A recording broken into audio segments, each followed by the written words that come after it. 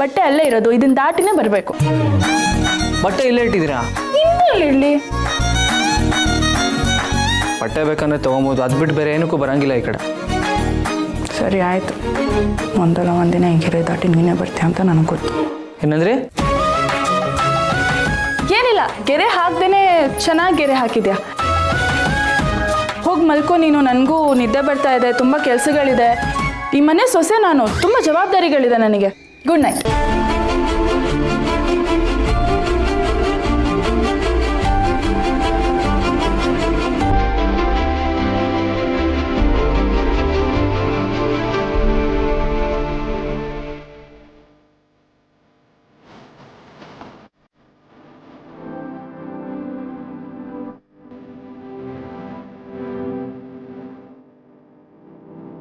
ಎಷ್ಟು ಪಾಪ ಸುಬ್ಬು ನೀನು. ಸಾರಿ ಕಣು, ಪ್ಲೀಸ್ ನನ್ನ ಕ್ಷಮಿಸ್ಬಿಡು.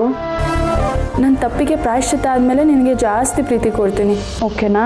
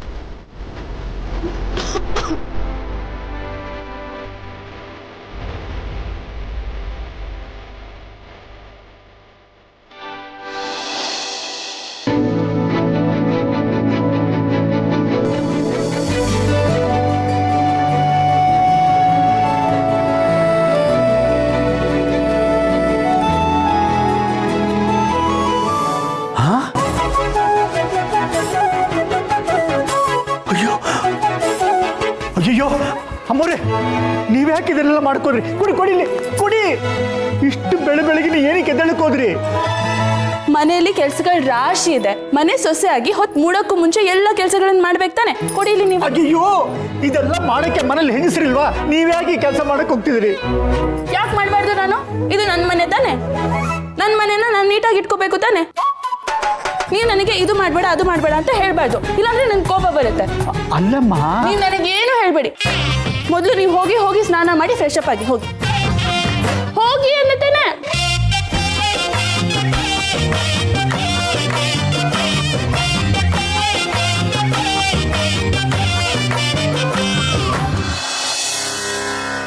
उत्तिष्ठोत्तिष्ठ विनायक उत्तिष्ठ गौरीतनया उत्तिष्ठ स्कन्दाग्रजा त्रैलोक्यं मङ्गलं कुरु.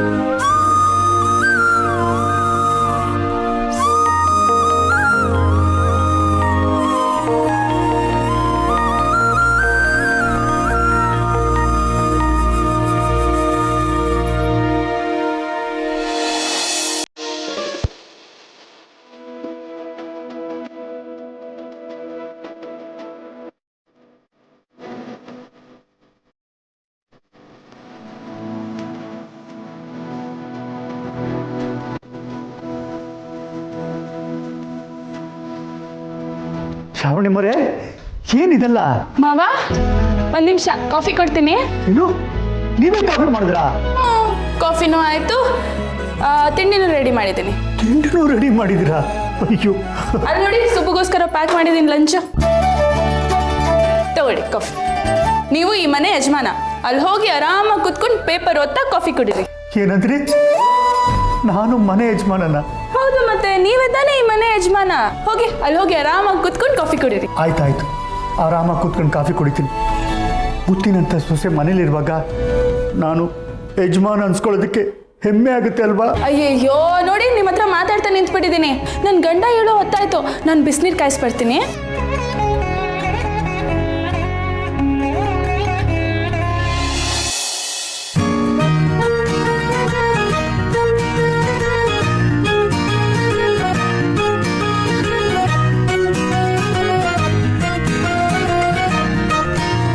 ಎಚ್ಚರನೇ ಆಗ್ಲಿಲ್ಲ. ಈಗ ಏನ್ ಮಾಡೋದು ಏನ್ ಬಿಡೋದು, ಕೈಕಾಲು ಆಡಲ್ವಲ್ಲಪ್ಪ.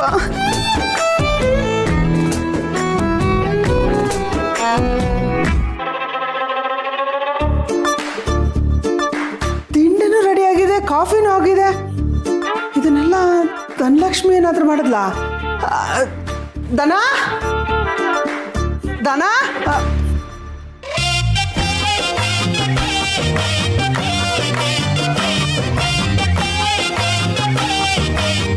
ನಮ್ಮ ಧನಲಕ್ಷ್ಮಿಗೆ ಇಷ್ಟು ಒಳ್ಳೆ ಬುದ್ಧಿ ಯಾವಾಗಿಂದ ಬಂತಪ್ಪ? ದನ ಲೇ, ನೀನು ಈಗ ಬರ್ತಾ ಇದ್ಯಾ? ಹೂನಮ್ಮ. ಯಾಕಮ್ಮ?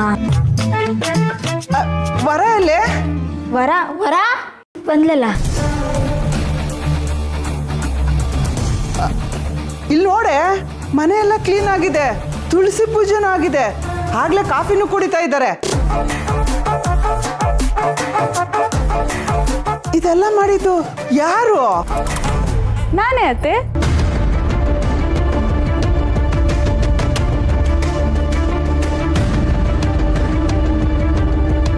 ಇದೆಲ್ಲ ಏನು ನೀವು ಮಾಡಬೇಕಾಗಿಲ್ಲ.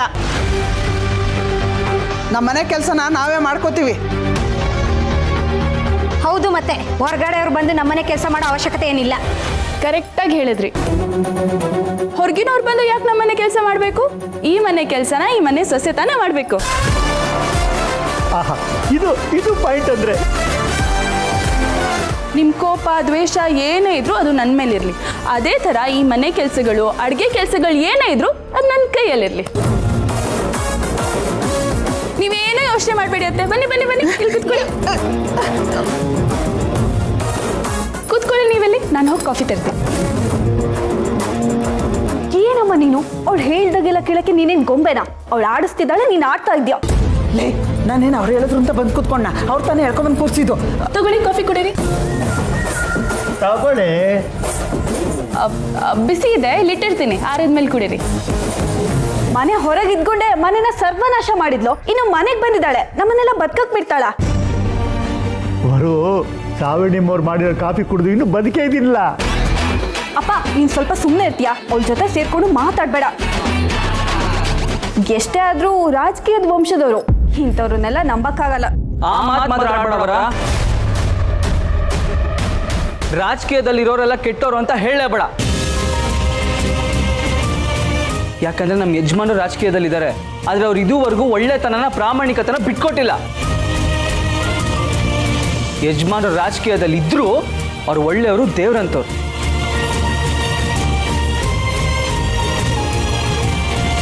ಅಯ್ಯೋ ಅಯ್ಯೋ ಅಯ್ಯೋ ಅಯ್ಯೋ ಅಯ್ಯೋ ಅಯ್ಯೋ, ನೋಡ್ದೇನಮ್ಮ ನಿನ್ನ ಮಗನ ಹೆಂಡತಿ ಪರ ವಹಿಸ್ಕೊಂಡು ಮಾತಾಡೋದಲ್ದೆ ನಮ್ಮನ್ನೇ ಬೈಯೋ ಅಷ್ಟು ಮುಂದುವರೆದು ಬಿಟ್ಟಿದ್ದಾನೆ ನಿನ್ನ ಮಗ.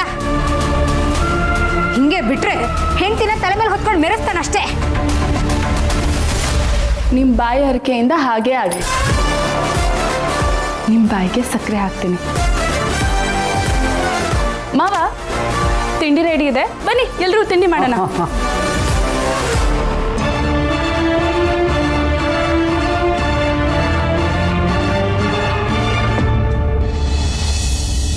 ಅಕ್ಕ, ನೀನು ಹೇಳಿದ್ದು 7 ದಿನ, ಅದರಲ್ಲಿ 2 ದಿನ ಆಗೇ ಹೋಯ್ತು. ಇನ್ನು ಉಳ್ದಿರೋದು 5 ದಿನ ಅಲ್ವಾ ಅಕ್ಕ? ಅಂದ್ರೆ ಏನ್ ನೀನ್ ಹೇಳ್ತಾ ಇರೋದು? ಇನ್ನು 5 ದಿನದಲ್ಲಿ ನನ್ನ ಮಗನ ಮದುವೆ ಮಾಡಕ್ಕಾಗಲ್ಲ ಅಂತ ಹೇಳ್ತಿದ್ಯಾ? ಮದುವೆ ಏನೋ ಮಾಡ್ಬೋದಕ್ಕ, ಆದ್ರೆ ಹುಡುಗಿ ಹುಡ್ಕಕ್ಕೆ ಕಷ್ಟ ಆಗಲ್ವಾ? ಏನು ಕಷ್ಟ ಆಗಲ್ಲ ಕಣೆ, ಹುಡುಕ್ತೀನಿ, ನೋಡ್ತಾ ಇರು. ಒಳ್ಳೆ ಹುಡುಗಿನೇ ಹುಡುಕ್ತೀನಿ, ಖರ್ಚು ವೆಚ್ಚ ಇಲ್ಲದೆ ಮದುವೆ ಆಗತ್ತೆ. ವರದಕ್ಷಿಣೆ ಮಾತ್ರ 1 ಪೈಸಾನು ತಗೊಳ್ಳಲ್ಲ. ಒಟ್ನಲ್ಲಿ ಆ ವರಲಕ್ಷ್ಮಿಗಿಂತ ಎಲ್ಲದರಲ್ಲೂ ಮೇಲ್ಗೈ ಆಗಿರ್ಬೇಕು ಅಂತ ಹುಡುಗಿನೇ ಬೇಕು. ಅಲ್ಲ ಕಣೆ, ನನ್ನ ಮಗನಂತ ಮಗನಿಗೆ ನಾವಿಷ್ಟು ಖರ್ಚು ಮಾಡ್ತಾ ಇದ್ದೀವಿ ಅಂದಮೇಲೆ ಹೆಣ್ ಕೊಡೋರಿಗೇನು ಬರಾನ? ಆಯ್ತಾಯ್ತು, ನೋಡೋಣ ಇರು. ಅಕ್ಕ, ನನ್ನ ಗಂಡನ ಮನೆ ಕಡೆನೂ ವಿಚಾರಿಸಿದ್ದೀನಿ, ಅಲ್ಲಿ ಯಾವುದೂ ಹುಡುಗಿ ಇಲ್ಲ ಅಂತ ಹೇಳಿದ್ರು. ಅವ್ರ ಫ್ರೆಂಡ್ ಮನೆಯವ್ರ ಕಡೆ ನೆಂಟ್ರು ಇಷ್ಟಿರ್ತಾರಲ್ಲ ಅಲ್ಲಿ ವಿಚಾರ್ಸಕ್ಕೆ ಹೇಳಿದ್ದೀನಿ. ಅಲ್ಲಿ ಯಾವುದಾದ್ರೂ ಹುಡುಗಿ ಸಿಕ್ಕಿದ್ರೆ ತಾಳಿ ಕಟ್ಸ್ಬಿಟ್ರಾಯ್ತು. ನೀವೆಷ್ಟೇ ಹುಡುಕಿದ್ರು ಯಾರನ್ನೇ ಫಿಕ್ಸ್ ಮಾಡಿದ್ರು ಅದು ಯಾವುದು ನಡೆಯಲ್ಲ ಅನಿಸುತ್ತೆ. ಯಾಕಂದರೆ ನನ್ನ ಮದುವೆನ ವರಲಕ್ಷ್ಮಿ ಜೊತೆ ಮಾಡಿಸ್ತೀನಿ ಅಂತ ಒಪ್ಕೊಂಡಿರೋರು ಶ್ರಾವಣಿಯವರು. ನಮ್ಮ ಅಮ್ಮಂಗೆ ಎಷ್ಟು ಸಿಟ್ಟಿದೆಯೋ ಅದಕ್ಕೆ 4ರಷ್ಟು ಹಠ ಅವ್ರಿಗಿದೆ ಅನ್ನೋದು ಅವ್ರ ಮಾತಿಂದನೇ ಗೊತ್ತಾಯಿತು. ಇವುಗಳು ಏನೇ ಮಾಡಿದ್ರು ನನ್ನ ವರನ ದೂರ ಮಾಡೋಕ್ಕಾಗಲ್ಲ.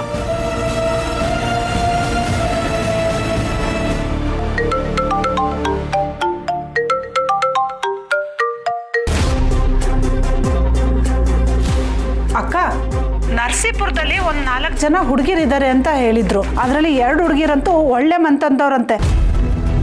ಅದರಲ್ಲಿ ಒಬ್ಳಂತೂ ವರಲಕ್ಷ್ಮಿಗಿಂತ ಜಾಸ್ತಿ ಓದ್ಕೊಂಡಿದ್ದಾಳಂತೆ. ಮುಂದಕ್ಕೆ ಫಾರಿನ್ಗೆ ಹೋಗ್ಬೇಕು ಅಂತ ಅನ್ಕೊಂಡಿದ್ದಾಳಂತೆ. ಮತ್ತೆ ಕೇಳಿದಕ್ಕೆ ಹುಡುಗಿರೇ ಇಲ್ಲ ಅಂತಂದಿಯಲ್ಲೇ, ಮತ್ತೆ ಯಾಕೆ ಕಡೆ ಕೇಳೋದು? ನಮಗೂ ಬೇಕಾಗಿರೋದು ಅಂತ ಹುಡುಗಿನೇ ತಾನೇ. ಅಕ್ಕ, ಆದರೆ ಒಂದು ಸಮಸ್ಯೆ ಇದೆ. ಆ ಹುಡುಗಿ ಮದುವೆ ಆದಮೇಲೆ ಗಂಡನ ಜೊತೆ ಸಪ್ರೇಟ್ ಆಗಿರ್ಬೇಕಂತೆ. ಅತ್ತೆ ಮಾವನ ಜೊತೆ ಇರಲ್ಲ ಅಂತ ಹೇಳ್ತಿದ್ದಾರೆ. ಅಯ್ಯೋ ಭಗವಂತ, ಅಲ್ಲ ಈಗ ಅತ್ತೆ ಮಾವನ ಜೊತೆಲಿ ಇರಲ್ಲ ಅಂದವಳು ನಾಳೆ ಗಂಡನ ಜೊತೆಲಿ ಇರಲ್ಲ ಅಂದ್ಬಿಟ್ರೆ ಹೆಂಗಪ್ಪ? ಬೇಡ ಬೇಡ. ಇನ್ನೊಂದು 2-3 ಜನ ಇದ್ದಾರೆ ಅಂದಲ್ಲ, ಅವ್ರು ನೋಡು. ಇನ್ನೊಬ್ಳು ವರಲಕ್ಷ್ಮಿಗಿಂತನೂ ಚೆನ್ನಾಗಿದ್ದಾಳೆ. ಆದರೆ ಆ ಹುಡುಗಿ ರಾಶಿ ನಕ್ಷತ್ರದಲ್ಲಿ ಏನೋ ದೋಷ ಇದೆಯಂತೆ. ಅವಳೇನಾದ್ರೂ ಮದುವೆ ಆದರೆ ಅತ್ತೆ ಪ್ರಾಣಕ್ಕೆ ಕಂಟಕ ಅಂತ ಹೇಳಿದ್ರು. ಅಯ್ಯೋ ಭಗವಂತ, ಅಯ್ಯೋ ಬೇಡಮ್ಮ, ಅಂಥವ್ರ ಸವಾಸವೇ ನಮಗೆ ಬೇಕಾಗಿಲ್ಲ. ಸರಿ, ಬೇರೆ ಇನ್ನೊಬ್ಳು ಹುಡುಗಿ ಓಕೆ ಅಕ್ಕ, ಅವಳು ಚೆನ್ನಾಗೂ ಓದ್ಕೊಂಡಿದ್ದಾಳೆ. ರಾಶಿ ನಕ್ಷತ್ರದಲ್ಲೂ ಯಾವುದೋ ದೋಷ ಇಲ್ಲ. ಆದ್ರೆ ಇನ್ನೇನೆ, ಹುಡುಗಿ ನೋಡೋ ಶಾಸ್ತ್ರ ಮಾಡಿಬಿಟ್ಟು ಮದುವೆ ಮಾತುಕತೆ ಮುಗಿಸ್ಬಿಡೋಣ. ಅದು ಹಾಗಲ್ಲ ಅಕ್ಕ. ಆ ಹುಡುಗಿ ದೊಡ್ಡವರು ಚಿಕ್ಕವರು ಅಂತ ಮರ್ಯಾದೆನೇ ಕೊಡಲ್ವಂತೆ. ಅದು ಅಲ್ಲದೆ ತುಂಡು ಬಟ್ಟೆಗಿಂತ ಹೆಚ್ಚು ಬಟ್ಟೆನೇ ಹಾಕಲ್ವಂತಕ್ಕ. ಆಮೇಲೆ ವಾರಕ್ಕೆ 1-2 ದಿನ ಅದೇನೋ ಪಬ್ಬು ಕ್ಲಬ್ಬು ಅಂತಾರಲ್ಲ, ಅಲ್ಲೆಲ್ಲ ಗಂಡು ಹುಡುಗರ ಜೊತೆ ಎಲ್ಲ ಓಡಾಡ್ತಾಳಂತೆ. ಕೇಳಿದ್ರೆ ನಾನು ಈಗಿನ ಜನ್ರೇಷನ್ನು ಅಂತ ಹೇಳ್ತಾಳಂತೆ. ನಾವು ನೋಡಿದ್ರೆ ರೇಷನ್ ಕಾರ್ಡ್ ಜನ್ರೇಷನ್ನು. ಅವ್ರಿಗೂ ನಮಗೂ ಹೋಲಿಕೆ ಮಾಡೋಕ್ಕಾಗುತ್ತಾ ಅಕ್ಕ?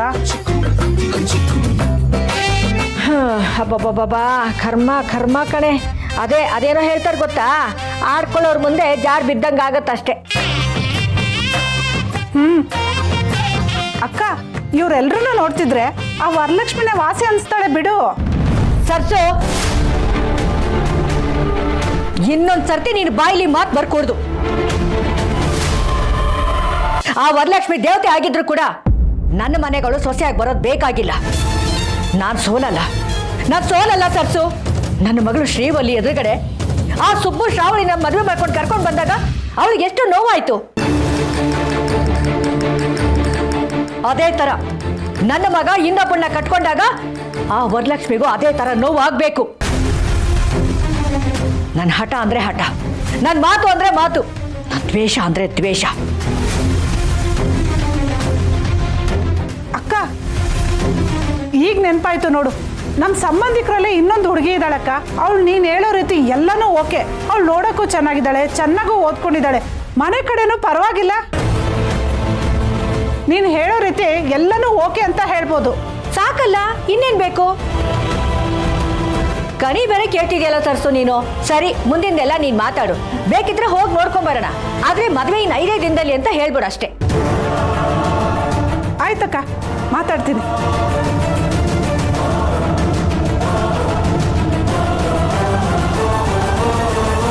ಕೇಳಿಸ್ಕೊಂಡ್ರು ಶ್ರಾವಣಿ ಅವರೇ, ನಮ್ಮ ಹತ್ರ ಇರೋದು 5 ದಿನ. 5 ದಿನ ತಾನೇ, ಏನೂ ಯೋಚನೆ ಮಾಡಿಬಿಡಿ. 4ನೇ ದಿನಕ್ಕೆ ನಾನು ನಿಮಗೂ ಮತ್ತು ವರಲಕ್ಷ್ಮಿಗೂ ಮದುವೆ ಮಾಡಿಸ್ತೀನಿ. ನನ್ನ ಮೇಲೆ ನಂಬಿಕೆ ಇಡಿ.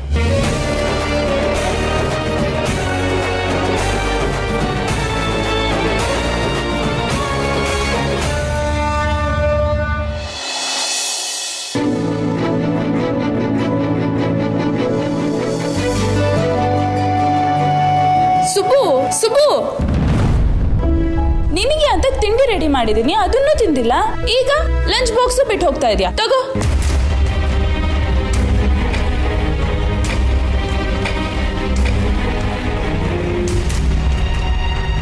ಕೀ ಕೊಡಿ ಮೇಡಮ್, ಸುಮ್ಮನೆ. ಮೊದಲು ಇದನ್ನ ತಗೋ. ಸುಬ್ಬು,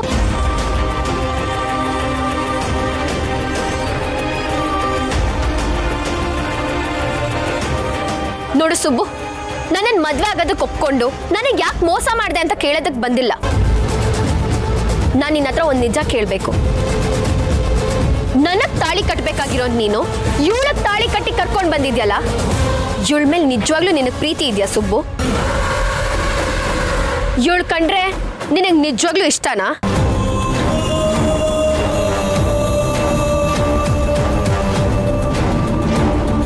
ಮಾತಾಡು ಸುಬ್ಬು, ನಾನು ನಿನ್ನನ್ನೇ ಕೇಳ್ತಿರೋದು. ನಿನಗೆ ಇವಳು ಕಂಡ್ರೆ ನಿಜವಾಗ್ಲೂ ಇಷ್ಟ ಇದೆಯಾ? ಈ ಉತ್ತರನ ನಿನ್ ಬಾಯಾರ ಕೇಳ್ಬೇಕು. ಇವಳನ್ನ ಇಷ್ಟ ಪಡ್ತಿದ್ರು ನನ್ನನ್ನು ಮದ್ವೆ ಆಗೋದಕ್ಕೆ ಒಪ್ಕೊಂಡ್ಯಾ? ಏನ್ ಮಾತಾಡ್ತಿದ್ಯಾ ಶ್ರೀವಲ್ಲಿ ನೀನು? ಏನೋ ಹೋಗ್ಲಿ ಪಾಪ ಅಂತ ನಾನು ಸುಮ್ಮನೆ ಇದ್ರೆ ಮದ್ವೆ ಆಗಿರೋ ಗಂಡ್ಸತ್ರ ಬಂದು ಹೀಗೆಲ್ಲ ಮಾತಾಡ್ತಿದ್ಯಲ್ಲ, ಇದು ಸರಿನಾ? ಸರಿ ತಪ್ಪ ಬಗ್ಗೆ ನೀನ್ ಮಾತಾಡ್ತಿದ್ಯಾ ಶ್ರಾವಣಿ? ನಾನ್ ಮದ್ವೆ ಆಗ್ಬೇಕಾಗಿರೋ ಹುಡುಗನ್ನ ಹಾರಿಸ್ಕೊಂಡು ಹೋಗಿ ತಾಳಿ ಕಟ್ಟಿಸ್ಕೊಂಡು ಬಂದಿದ್ಯಲ್ಲ, ಸರಿ ಯಾವುದು ತಪ್ಪು ಯಾವುದು ಅನ್ನೋದ್ರ ಬಗ್ಗೆ ನೀನ್ ನನ್ನ ಹತ್ರ ಬಂದು ಮಾತಾಡ್ತಿದ್ಯಾ? ಸುಬ್ಬು ನನ್ನನ್ನ ಮದ್ವೆ ಆಗೋದಕ್ಕೆ ಒಪ್ಕೊಂಡಿದ್ದ, ಆದ್ರೆ ನೀನ್ ನಮ್ಮಿಬ್ರು ಮಧ್ಯದಲ್ಲಿ ಬಂದು ಎಲ್ಲನೂ ನಾಶ ಮಾಡಿದ್ಯಾ. ಇದ್ರಲ್ಲಿ ನಿನ್ ಕೈವಾಡನೇ ಇದೆ ಅಂತ ನನಗನ್ನಿಸ್ತಿದೆ. ಇಷ್ಟು ದಿನ ನಿನ್ ಬಗ್ಗೆ ಏನು ಹೇಳ್ದೆದ್ದವನು ಇದ್ದಕ್ಕಿದ್ದಾಗೆ ನಿನ್ ಕುತ್ತಿಗೆಗೆ ತಾಳಿ ಕರ್ಕೊಂಡ್ ಬಂದಿದ್ದಾನಲ್ಲ, ಇದಕ್ಕೇನರ್ಥ? ನೀನ್ ಹೇಳು ಸುಬ್ಬು, ನಿನಗ್ ಶ್ರಾವಣಿ ಮೇಲೆ ಪ್ರೀತಿ ಇತ್ತ? ಅಥವಾ ಪ್ರೀತಿ ಇಲ್ದೇ ಇದ್ರು ಅವಳು ಒತ್ತಾಯ ಮಾಡಿದ್ಲು ಅಂತ ಅವಳು ಕುತ್ತಿಗೆ ತಾಳಿ ಕಟ್ಟಿದ್ಯಾ? ಮೊದ್ಲೇ ಮಿನಿಸ್ಟ್ರ್ ಮಗಳು, ನಿನಗೆ ಹೆದರಿಸಿ ಬೆದರಿಸಿ ನಿನ್ ಕೈ ತಾಳಿ ಕಟ್ಟಿಸ್ಕೊಂಡಿರ್ತಾಳಲ್ವಾ? ಶ್ರೀವಲ್ಲಿ, ಸುಮ್ಮನೆ ಏನೇನೋ ಮಾತಾಡ್ಬೇಡ. ನಾನೇನ್ ಸುಮ್ಮನೆ ಮಾತಾಡ್ತಿಲ್ಲ, ಅವನಿಗೆ ನೀನಂದ್ರೆ ಇಷ್ಟನ ಇಲ್ವಾ ಅಂತ ಕೇಳ್ತಾ ಇದ್ದೀನಿ. ಇಷ್ಟ ಇಲ್ದಿರೋನ್ ಕೈಲಿ ಒತ್ತಾಯ ಮಾಡಿ ತಾಳಿ ಕಟ್ಟಿಸ್ಕೊಂಡಿದ್ರೆ ಅದು ತಪ್ಪಲ್ವಾ? ಓಹೋ, ನಾನಂದ್ರೆ ಇವನಿಗೆ ಇಷ್ಟನೋ ಇಲ್ವೋ ಅಂತ ಕೇಳಿ ತಿಳ್ಕೊಳಕ್ ಬಂದಿದ್ಯಾ? ಅದಕ್ಕೂ ಮೊದಲು ಯಾವತ್ತಾದ್ರೂ ಒಂದೇ ಒಂದಿನ ನೀನಂದ್ರೆ ಅವನಿಗೆ ಇಷ್ಟನೋ ಇಲ್ವೋ ಅಂತ ಕೇಳಿ ತಿಳ್ಕೊಂಡಿದ್ಯಾ? ಅವನಿಗಿಷ್ಟ ಇಲ್ಲದೆ ಇದ್ರು ಒತ್ತಾಯ ಮಾಡಿ ನಿನ್ ಮದ್ವೆ ಆಗೋದಕ್ಕೆ ಅವನನ್ನು ಒಪ್ಸಿದ್ದು ನೀನು ಮತ್ತೆ ನಿಮ್ಮ ಮನೆಯವರು. ಇದು ನಿಜ ತಾನೆ? ಆಗ ನಿನಗೆ ಇವನ ಇಷ್ಟ ಕಷ್ಟಗಳ ಬಗ್ಗೆ ಗೊತ್ತಾಗ್ಲಿಲ್ವಾ? ತಂಗಿ ಜೀವನಕ್ಕೋಸ್ಕರ ತನ್ನ ಜೀವನನೇ ತ್ಯಾಗ ಮಾಡಕ್ ಹೊರಟಿದ್ದವನು ಇವನು. ಅವತ್ತೇ ಕೇಳ್ಬೇಕಾಗಿತ್ತು, ಸುಬ್ಬು ನಿನಗೆ ನಾನಂದ್ರೆ ಇಷ್ಟನೋ ಇಲ್ವೋ ಅಂತ. ಅದನ್ನ ಬಿಟ್ಬಿಟ್ಟು ಇವತ್ತು ತಾಳಿ ಕಟ್ಟಿರೋ ಹೆಂಡತಿನ ಇಷ್ಟಪಡ್ತಿದ್ಯೋ ಇಲ್ವೋ ಅಂತ ಕೇಳಕ್ ಬಂದಿದ್ಯಾ? ನನಗದೆಲ್ಲ ಗೊತ್ತಿಲ್ಲ. ಸುಬ್ಬುಗೆ ನಿನ್ ಮೇಲೆ ಪ್ರೀತಿ ಇದೆ ಅನ್ನೋದನ್ನ ನಾನ್ ನಂಬೋದಿಲ್ಲ. ನೀನ್ ಅವನ್ನ ಹೆದರಿಸಿ ಬೆದರಿಸಿನೇ ಮದ್ವೆ ಆಗಿರ್ತೀಯ. ಹಾಗಂತ ತೀರ್ಮಾನ ಮಾಡ್ಬೇಕಾಗಿರೋಳು ನೀನಲ್ಲ. ನೋಡು ಶ್ರಾವಣಿ, ಬಿಟ್ಟು ಇಬ್ರು ಸುಮ್ಮನೆ ಇರ್ತೀರಾ? ಆಗಿದ್ದಾಗೋಯ್ತು, ಮತ್ತೆ ಮತ್ತೆ ಅದನ್ನೇ ಕೆಣಕ್ಬೇಡಿ. ನನ್ನ ಪಾಡಿಗೆ ನಾನು ಇರೋದಕ್ಕೆ ಬಿಟ್ಬಿಡಿ ಪ್ಲೀಸ್.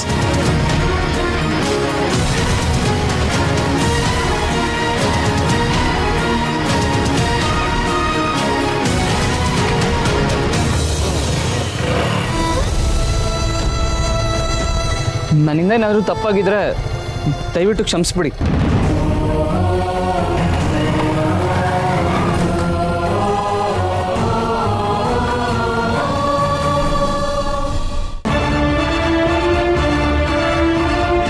ನನಗ್ ಗೊತ್ತು ನಿಮ್ಮಿಬ್ರು ಮಧ್ಯೆ ಏನೋ ಸರಿ ಇಲ್ಲ ಅಂತ. ಸುಬ್ಬು ನಿನ್ನನ್ನ ಇಷ್ಟಪಟ್ಟು ಮದ್ವೆ ಆಗಿದ್ದಾನೆ ಅಂತ ನನಗ್ ಖಂಡಿತವಾಗ್ಲೂ ಅನ್ನಿಸ್ತಿಲ್ಲ. ಅಕಸ್ಮಾತ್ ಸುಬ್ಬುಗೆ ನಿನ್ ಮೇಲೆ ಪ್ರೀತಿ ಇಲ್ಲ ಅಂತ ಗೊತ್ತಾದ್ರೆ ಸುಬ್ಬುಗೆ ಪ್ರೀತಿ ಕೊಡೋಳು, ಸುಬ್ಬುನ ಪ್ರೀತಿಯಿಂದ ಕೈ ಹಿಡಿಯೋಳು ನಾನಾಗಿರ್ತೀನಿ. ಈಗಲೂ ನಾನು ಸುಬ್ಬುನ ಬಿಟ್ಕೊಡೋದಕ್ಕೆ ರೆಡಿ ಇಲ್ಲ.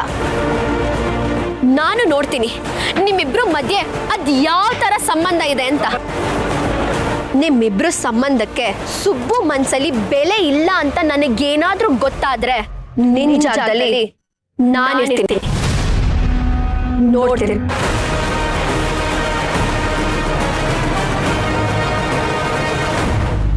ನಿನಗಂತ ಅವಕಾಶ ಸಿಗಲ್ಲ ಶ್ರೀವಲ್ಲಿ. ನಾವಿಬ್ರು ಮದ್ವೆ ಆಗಿದ್ದೀವಿ ಅಂದ್ರೆ ನಮ್ಮಿಬ್ರು ಮನ್ಸಲ್ಲೂ ಪ್ರೀತಿ ಇದೆ ಅಂತಾನೆ ಅರ್ಥ. ಅದನ್ನ ನಾನು ನಿನಗೂ ಅರ್ಥ ಮಾಡಿಸ್ತೇನೆ. ನನ್ನ ಸುಬ್ಬು ಮಧ್ಯೆ ಯಾರು ಬರೋ ಹಾಗಿಲ್ಲ, ಬರಕ್ಕೆ ನಾನು ಬಿಡೋದು ಇಲ್ಲಿ. ಸುಬ್ಬುಗೆ ನನ್ನ ಮೇಲೆ ಎಷ್ಟು ಪ್ರೀತಿ ಇದೆ ಅನ್ನೋದನ್ನ ನಾನು ನಿನಗೆ ಮಾತ್ರ ಅಲ್ಲ, ಇಡೀ ಪ್ರಪಂಚಕ್ಕೆ ತೋರಿಸ್ತೀನಿ.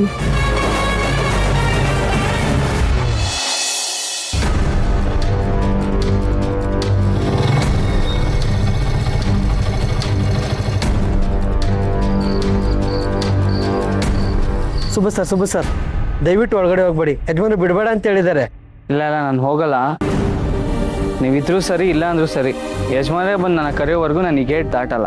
ಅಲ್ಲ ಸುಬ್ಬು ಸರ್, ನಿಮ್ಗೆ ಯಾಕೆ ಇಷ್ಟ ಆಟ ಅಂತೀನಿ. ಯಜಮಾನ್ರಿಗೆ ಮೊದಲೇ ಕೋಪ ಜಾಸ್ತಿ ಇದೆ. ನಿನ್ನ ಏನೇನಾಯ್ತು ಅಂತ ನೆನೆಸ್ಕೊಂಡ್ರೆ ಈಗಲೂ ಭಯ ಆಗುತ್ತೆ. ಅಕಸ್ಮಾತ್ ಅವ್ರಿಗೆ ಕೋಪ ಬಂದು ಅಪ್ಪಿತಪ್ಪಿ ನಿಮ್ಗೇನಾದರೂ ಆದರೆ ನಿಮ್ಮ ಮನೆಯವ್ರಿಗೆಲ್ಲ ಯಾರು ದಿಕ್ಕು? ಅವ್ರ ಕೋಪನ ಗೊತ್ತು, ಅವ್ರ ಪ್ರೀತಿನೂ ಗೊತ್ತು ನನಗೆ. ನೀವೇನು ಯೋಚನೆ ಮಾಡಬೇಡಿ, ಒಂದಲ್ಲ ಒಂದಿನ ಯಜಮಾನ್ರೇ ಬಂದು ಮನಸಾರೆ ಒಳಗಡೆ ಕರ್ಕೊಂಡು ಹೋಗ್ತಾರೆ.